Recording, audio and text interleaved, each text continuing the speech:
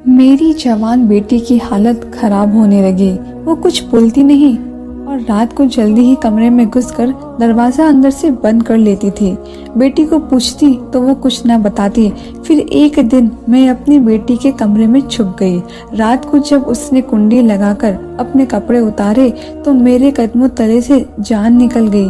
वो तो सच्चाई जानने के लिए मैं रात के अंधेरे में आलिया के कमरे में छुप गई। मेरी बेटी आलिया किसी गुलाब की कली की तरह खिल रही थी कि अचानक ही वो मुरझाने लगी थी।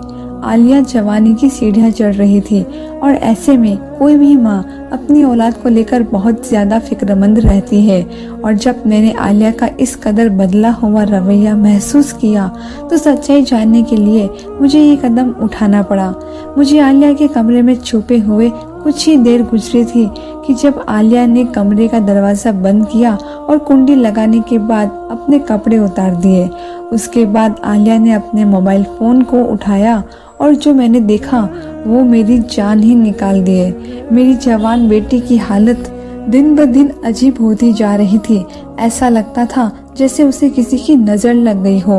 हर वक्त हंसने बोलने वाली मेरी आलिया बहुत ही खामोश हो गई थी। मुझे समझ नहीं आ रहा था कि आलिया को आखिर हो क्या गया है जो वो बात नहीं कह रही है, ना ही ढंग से मेरी किसी बात का जवाब दे रही है। पहले मैंने सोचा कि क्यों ना उसे किसी पीर बाबा को दिखा दूं, लेकिन फिर मुझे एहसास हुआ कि वो बात नहीं है जो मैं समझ रही हूँ। बात कुछ और है। और जिस रात सच्चाई खुलकर मेरे सामने आई मेरी जान निकल गई। मैंने सोचा भी नहीं था कि मेरी बेटी कब इतनी बड़ी हो गई कि मुझसे बातें छुपाने लगी। आलिया में अचानक ही बहुत बदलाव आया था। आलिया रात को जल्दी अपने कमरे में सोने के लिए चली जाती है और खुद को बंद कर लेती है, जबकि पहले वह कमरे का दरवाजा थोड़ा सा खोलकर सो जाया करती थी।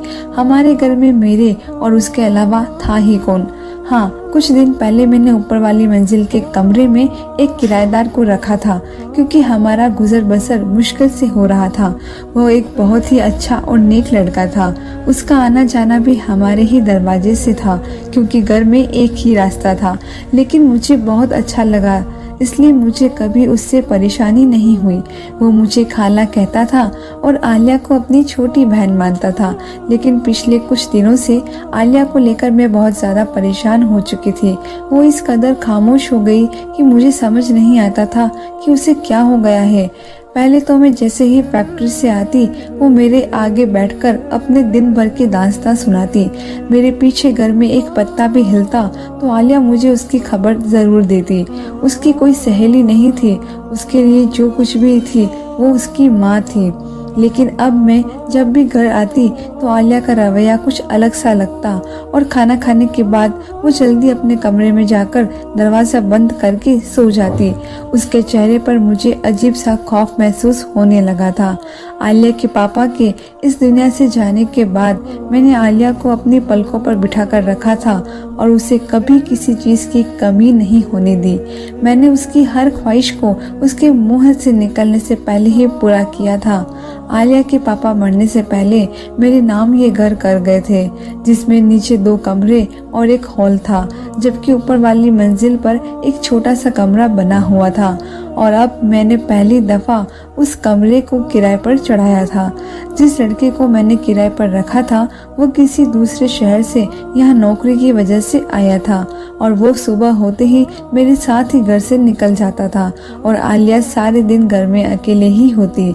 उसने पढ़ाई जल्दी छोड़ दी थी।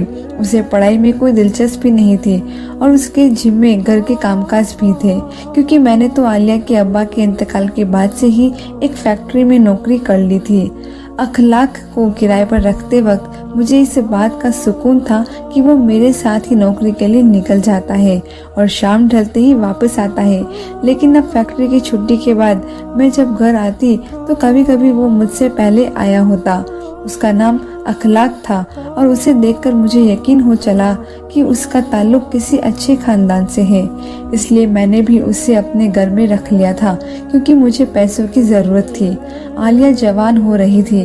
वो 16 साल की उम्र में ही बहुत बड़ी लगने लगी थी, इसलिए मैं जल्दी ही उसकी शादी करवाना चाहती थी। उसके पापा के मरने के बाद मैंने अकेले ही घर और उसकी जिम्मेदारी उठाई थी और उसे किसी सौतेले बाप के साए में पलने नहीं दिया था। लेकिन पहली ही नज़र में हम किसी के बारे में ये बात तो नहीं जान सकते। शायद मुझे भी अखलाक को जानने में कोई गलती हो गई थी। कभी कभी जैसे कोई दिखता देता है वैसा होता नहीं है। और अब मुझे रह रहकर यह एहसास हो रहा था। फैक्ट्री से जो तनख्वाह मुझे मिलती उससे मैं घर का खर्चा चलाती। वो पैसे महीने भर में ख़त्म हो जाते थे। आलिया की शादी के लिए मुझे और पैसों की ज़रूरत थी और इसलिए मैंने अखलाक को एक अच्छी रकम पर ऊपर वाला कमरा किराए पर दिया था ताकि मैं जल्द से जल्द आलिया की शादी के लिए पैसे जोड़ सकूं। अभी कोई अच्छा सा रिश्ता देखकर उसकी जिम्मेदारी से मुक्त हो जाऊं। लेकिन आलिया की पीली पड़ती रंगत और चेहरे के खौफ ने मुझे अजीब सी बेचैनी में डाल दिया था। मैंने कई दफ़ा आलिया से पूछा कि कोई तकलीफ़ है तो बताओ, लेकिन आलिया ने एक लफ्ज़ भी नहीं कहा और खामोश रही। वो मेरी बेटी थी जिसे अगर धक्का भी लगता तो वह घंटों मेरे आगे रोती, क्योंकि मैंने उसे बहुत लाड से पाला था। लेकिन अचानक ही उसमें इतनी ज़्यादा तब्दीली आई थी कि मैं खुद परेशान हो गई थी। आलिया मुझसे कोई बहुत बड़ी बात छुपा रही थी और यही जानने के लिए आज मैंने फैक्ट्री से छुट्टी कर ली थी। अभी मैं हाल में बैठे सोच रही थी कि किस तरह से आलिया से मालूम करूं। तभी मैंने अखलाक को घर में दाखिल होते देखा। उसके चेहरे पर मुस्कुराहट फैली हुई थी। आते ही उसने मुझे सलाम करके सितारा की तरफ देखा। उसे दिन में घर पर देखकर मैं हैरान हुई, क्योंकि उसकी नौकरी तो शाम तक की थी और अभी तो दिन के 12 बजे थे। यह सोचकर मुझे परेशानी हुई कि क्या वो अक्सर ऐसे ही दिन में घर लौटकर आ जाता है। अखलाक मेरे साथ बैठ गया और उसे देखकर आलिया जल्दी से किचन में चली गई। लेकिन अखलाक की नज़रें उसी की तलाश में थी और वह मुझसे बात करते हुए बार बार किचन के दरवाजे की तरफ देख रहा था। मैंने अखलाक से पूछा कि नौकरी कैसे जा रही है। तब उसने बताया कि फिलहाल वह नौकरी की तलाश में है और जल्द ही उसे नौकरी मिल जाएगी। उसकी बात सुनकर मैं चौंक उठी, क्योंकि वो तो एक बड़ी कंपनी में नौकरी करता था, फिर वो नौकरी की क्यों तलाश कर रहा था। वो कहने लगा कि खाला 15 दिन पहले ही मेरी नौकरी खत्म हो गई है और अब मैं नई नौकरी की तलाश में हूँ। वो बता रहा था कि वो रोज ही कुछ घंटे नौकरी की तलाश में सड़कों पर घूमता है, लेकिन आज के दौर में नौकरी की तलाश इतना आसान नहीं है। वो तो और भी बहुत कुछ कह रहा था, लेकिन मेरा दिमाग एक ही बात पर अटक गया था कि पिछले 15 दिन से दिन के वक्त भी घर में वो मौजूद रहता था और आलिया ने इस बात का जिक्र तक नहीं किया। मेरे दिल में अजीब अजीब ख्यालात आने लगे। आलिया की रोज रोज बिगड़ती हुई हालत और अखलाक की नजरें मुझे किसी अनहोनी का पता दे रही थी और जो कुछ मेरे दिमाग में चल रहा था मैं वो बयान नहीं कर सकती थी। दोपहर के खाने के बाद मैंने बातों बातों में आलिया से अखलाक के बारे में सवाल किए तो वह चौंक कर मुझे देखने लगी। उसके बाद वो सरसरी सी हाँ हूँ में जवाब देते हुए निवाला ही खाकर उठ गई। मैंने आलिया को आवाज़ देकर कहा कि आज तो तुम्हारी पसंद का खाना बना है, फिर क्यों इतनी जल्दी उठकर आ गई हो। आलिया पलट के मेरी तरफ देखकर मुस्कुराई, कहने लगी अम्मा गर्मी बहुत है, कुछ खाने को जी नहीं चाहता। आलिया की ये बात सुनकर मुझे बहुत परेशानी हुई, क्योंकि आलिया को हमेशा से ही गर्मियाँ बहुत पसंद थी। सर्दी तो उसे बर्दाश्त नहीं होती थी। बहुत सारे कपड़े पहनने के बावजूद भी वो कांपती रहती थी। सारी सर्दी उसे लगातार खांसी होती और वो फ्लू से परेशान रहती। लेकिन वही आलिया गर्मी से परेशान थी। जब वह सोने के लिए अपने कमरे में जाने लगी तो मैंने कहा कि बेटी कमरे का दरवाज़ा खुला रखकर सोना, गर्मी बहुत है। वो कहने लगी अम्मा मुझे बंद दरवाजे में ही नींद आती है, अगर मैं दरवाज़ा खोलकर सो जाती हूँ तो बार बार आँख खुलती है। मैंने एक गहरी नज़र आलिया पर डाली जो सिर से पांव तक बदली हुई महसूस हो रही थी। आलिया तो हमेशा ही मेरे कमरे में सोने के बहाने ढूंढती थी, लेकिन मैंने खुद से कुछ वक्त पहले ही उसका कमरा अलग दे दिया था। मुझे फिक्र सताती थी कि एक न एक दिन आलिया को रुखसत होकर जाना है और अगर वो मेरे इतनी करीब रहेगी तो मेरे लिए उसे रुखसत करना बहुत मुश्किल होगा, क्योंकि इतनी बड़ी दुनिया में मेरा आलिया के अलावा कोई नहीं था और उसके जाने के बाद मैं बिल्कुल तन्हा हो जाती। मेरी बेटी जवान हो रही थी और जवान बेटियों की माएँ अक्सर ही फिक्रमंद रहती है और कुछ ऐसा ही हाल मेरा भी था। न जाने क्यों सुबह से मुझे अखलाक का वजूद खटक रहा था। रात के खाने के बाद मैंने अपनी बेटी को जबरदस्ती अपने साथ लेकर बैठी कि चलो आज हम दोनों माँ बेटी कुछ देर बातें कर लेते हैं कि इतने में अखलाक सीढ़ियाँ उतर कर नीचे चला आया। शायद वो कहीं बाहर जा रहा था, लेकिन हम दोनों को देखकर हमारे पास आ गया था। मुझे उसका इस तरह से हमारे दरमियान बैठना आज चिढ़ महसूस हो रहा था, जबकि अक्सर ही हम दोनों बैठकर बातें किया करते थे। जैसे ही वो हमारे दरमियान आकर बैठा तो मैं खामोश हो गई। मैं अकेले में आलिया के साथ कुछ वक्त गुजारना चाहती थी ताकि आलिया से इस तब्दीली की वजह जान सकूं, लेकिन अखलाक की मौजूदगी में मैं उससे कुछ पूछ नहीं सकती थी। कुछ ही देर में मैंने अखलाक से कहा कि बेटा आप भी जाकर आराम करो, रात बहुत हो गई है, हम दोनों भी सोने के लिए लेटने वाली हैं। जबकि मेरा इरादा सोने का नहीं था, लेकिन अखलाक को भेजने के लिए मैंने झूठ का सहारा लिया। अखलाक शायद मेरा मतलब समझ गया था, इसलिए वो खामोशी से उठकर चला गया। मैंने आज तक उसको बहुत अच्छा और नेक ही पाया था, लेकिन शैतान कब किसी को बदल दे इंसान को क्या खबर। थोड़ी ही देर में आलिया भी अपने कमरे में जाकर दरवाजा बंद करके सो गई, लेकिन मेरी नींद उड़ चुकी थी। मुझे अखलाक की नजरें कुछ अजीब उलझन में डाल रही थी। उसका आलिया से बात करने की कोशिश करना, बहाने बहाने से उसे देखना और दिन में मेरी गैर मौजूदगी में भी घर में होना, मुझे सब कुछ अजीब लग रहा था। और सबसे बढ़कर आलिया का बदलता हुआ रवैया। रात मैंने करवट बदल बदल कर गुजार दी और जब सुबह उठी तो आलिया का चेहरा फिर से वह बुझा हुआ सा लग रहा था।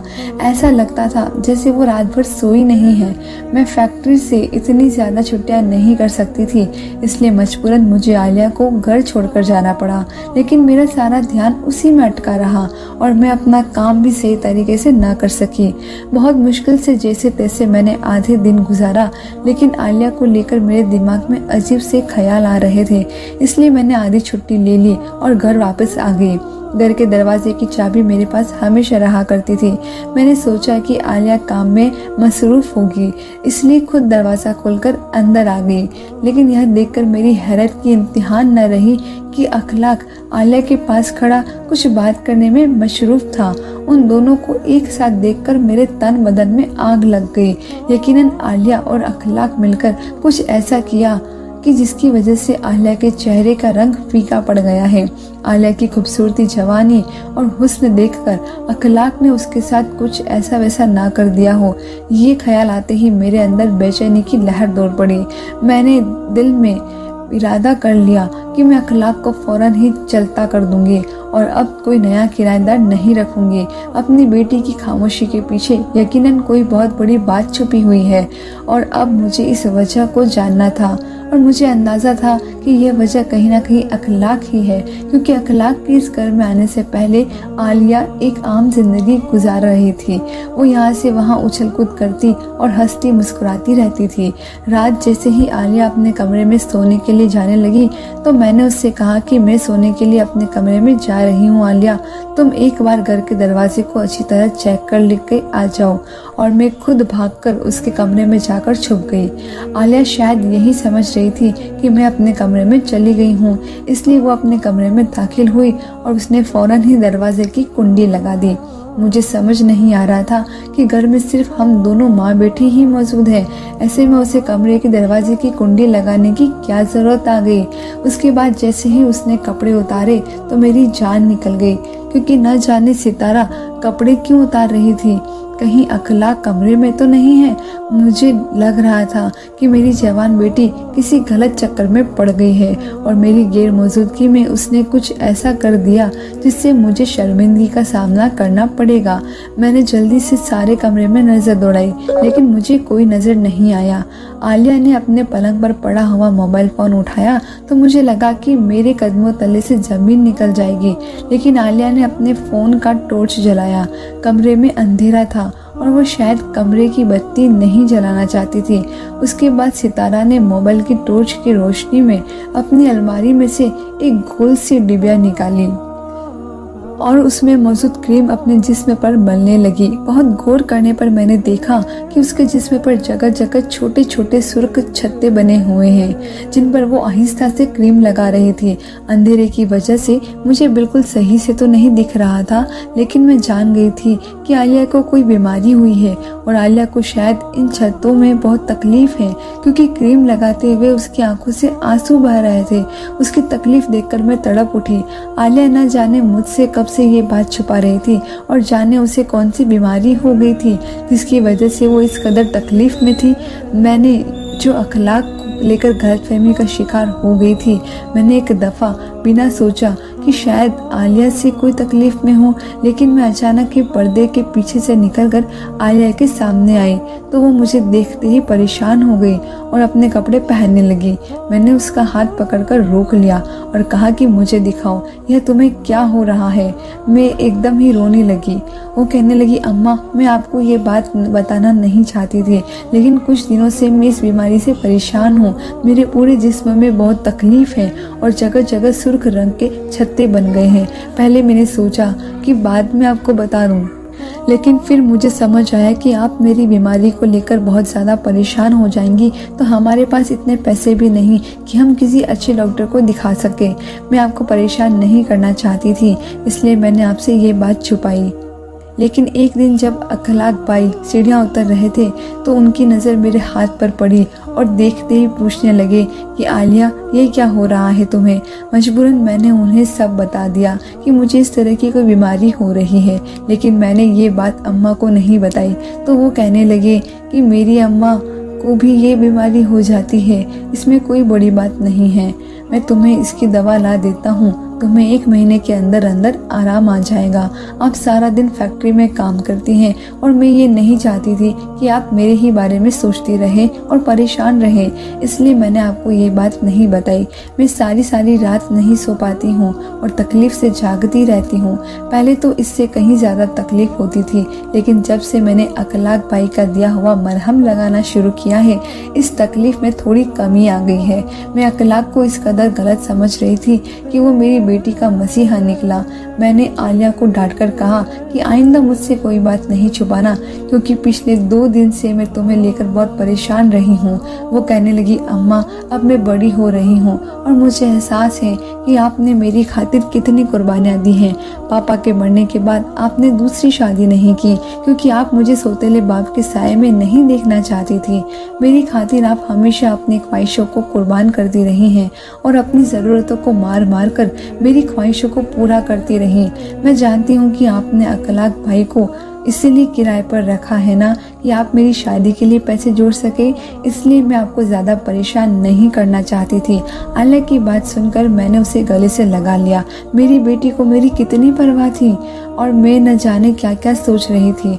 अगले दिन मैं सितारा को लेकर एक डॉक्टर के पास गई तो उन्होंने अखलाक की दी हुई क्रीम देखकर बताया कि आलिया बहुत अच्छी दवा इस्तेमाल कर रही है और यकीनन जल्दी ठीक हो जाएगी। डॉक्टर ने कुछ खाने पीने वाली चीज़ें भी बताई जिस पर आलिया को अमल करना था। जब हम डॉक्टर के पास से घर पहुंचे तो अखलाक सीढ़ियाँ उतरकर कहीं बाहर जाने की तैयारी कर रहा था। मैंने उसे अपने पास बुलाया और शुक्रिया अदा किया तो कहने लगा, खाला ये तो मेरा फ़र्ज़ था। आलिया मेरे लिए बहुत छोटी बहन जैसी है और मैं उसे तकलीफ़ में नहीं देखना चाहता था, लेकिन आलिया ने यह बात आपको बताने के लिए मना किया था। मैंने उससे पूछा कि अखलाक तुम कहाँ जा रहे हो, तो वह कहने लगा कि खाला मेरी एक जगह बहुत अच्छी नौकरी लग गई है और मैं मिठाई लेने जा रहा हूँ।